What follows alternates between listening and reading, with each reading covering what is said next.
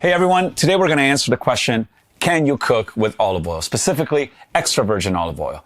Now, if you're looking for the short answer, then yes, absolutely. If you are already using it, then great. And if not, in this video, we're going to find out not only why you can cook with olive oil, but also why you should.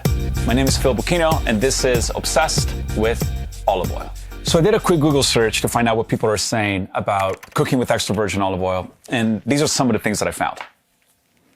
It's fake, it's carcinogenic, you can't heat it, low smoke point equals breathing in toxic smoke, and there was so much more. So we can all agree that the internet can be as informative as it can be sketchy. So let's jump in and see if we can shed some light on this topic. First off, when it comes to cooking with any oil, we need to consider a few things. The composition, basically, what is that oil made out of? Is it refined or non-refined? Basically, is it processed or has it been chemically altered? And the smoke point. Yes, the smoke point and how it is not the deciding factor when choosing which oil to cook with. So let's start with composition, specifically fat composition, because all oils are made out of saturated, monounsaturated, and polyunsaturated fatty acids.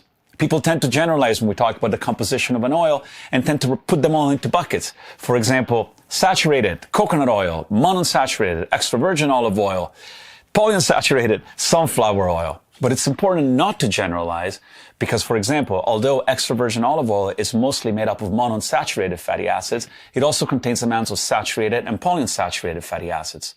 This composition is important because it has a direct effect on how the oil is going to behave when heated and also on our health. Now, this is a deep topic which we'll address in another video, but for our purposes today, let's just say that chemically speaking, saturated fatty acids are the most stable, monounsaturated fatty acids the second most stable, and polyunsaturated fatty acids the least heat stable.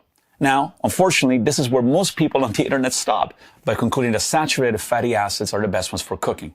But this stability is only one side of the equation. There's a whole health aspect to the composition of an oil that is linked to the other two fatty acids. So on one side, where saturated fatty acids give you that heat stability, they've also been linked to many cardiovascular diseases, obesity, and increasing your LDL or bad cholesterol. On the flip side, mono and polyunsaturated fatty acids have been linked to many health benefits, including decreasing the risk of heart disease, weight loss, and regulating your cholesterol levels, although they do have different levels of thermal stability. Now, when talking about extra virgin olive oil, you can count on a great balance between health and stability. Now let's talk about refined versus unrefined. A refined oil, simply put, is an oil that has been chemically altered or processed. It's linked to words like clean, purified, or light. Now, one might refine an oil to increase its production yield or to smooth out imperfections or defects in order to produce the same oil year after year. A non-refined oil is a natural oil. It's an oil that has not been chemically altered or processed, retaining all of its natural composition. As such, we can't expect that oil to be the exact same year after year. So what does this have to do with cooking? Well, refining an oil usually increases the smoke point, and here is again where most people on the internet stop. But I'm going to put my foot down because smoke point is not the only deciding factor when choosing an oil to cook with. So it's not really about temperature, but rather about oxidative stability, meaning how susceptible is an oil to oxidation and how long can you heat the oil before it starts to break down, causing real damage. When choosing an oil, on top of what we've already mentioned, you want to look for an oil that's rich in antioxidant compounds. And in extra virgin olive oil, these antioxidant compounds are called polyphenols. These polyphenols tend to neutralize, absorb, and destroy free radicals, delaying the natural onset of oxidation, and also giving you that extra heat stability boost. But if we did want to talk about temperature or smoke point, the question is, what are we planning on cooking anyways? I mean, unless you're caramelizing, to deep fry, all you need is around 350 Fahrenheit or 176 Celsius. Now, if I'm using extra virgin olive oil, the low end of the smoke point range starts at 374 Fahrenheit or 191 Celsius. This gives me plenty of headroom to cook anything that I want. Plus, it's packed with polyphenols, which not only give me that added heat stability, but are also linked to many, many health benefits. Now let's put it all together. If looking at fat composition, if it's refined or smoke point individually, that will not give us enough information to determine whether cooking with extra virgin olive oil is a good thing or not. But when we put it all together, it then starts to make sense.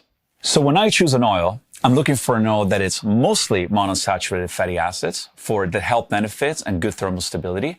I would also look for an oil that is unrefined in order to retain all of its natural benefits and attributes, and an oil full of antioxidant compounds for that health and heat stability boost. And if you still want to talk about smoke point, I'm looking for an oil with a high enough smoke point that would let me deep fry or cook anything that I want. And since extra virgin olive oil is the only oil that checks all those boxes, to answer the question, then yes, you can cook with extra virgin olive oil. In fact, you probably should. I'd love to hear your thoughts, your comments, questions. Please leave them below.